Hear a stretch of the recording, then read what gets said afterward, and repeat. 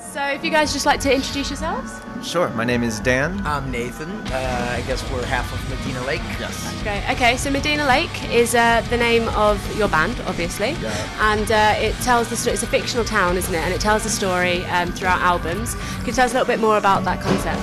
Yeah, I guess it started just way back when we first became a band. Like, before we even started writing music, we would just stay up, like all night as friends, just talking about everything from politics to things going on socially in the world, and like just as far as entertainment and the industry, what am I trying to say? Like just pop culture and pop culture, all this shit that pissed us off. So basically we came up with these ideas that we kind of wanted to talk about, and that was a way to use this town and these characters, which the songs are named after, as kind of like a metaphor.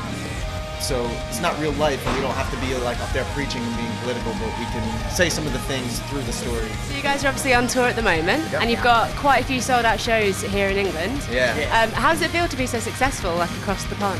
I think it really surprises us initially, and now too. This is our third headlining tour, and we played a lot of these places, and we're fortunate enough to sell them out on like our first headlining tour. And a lot of times when a band is new over here, you could feel the buzz. Like we were a new band and people wanted to see what it was about. So you've been to Leeds before, haven't you? Played here?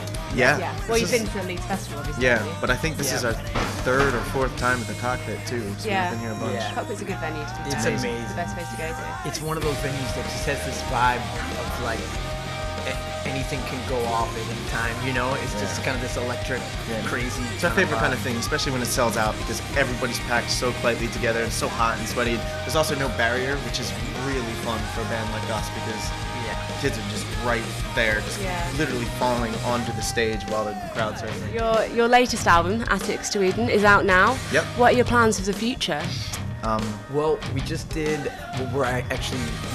wrote and recorded most of an EP called The Dresden Codex, which is hopefully going to be out within a couple months. And we did that for a charity organization called Keep Abreast, which is a breast cancer awareness organization. And it's really cool because you need to be prolific nowadays. Like, you really need to continue to put things out. Well, I'm sad to say it. That's all the questions we have, but it was lovely.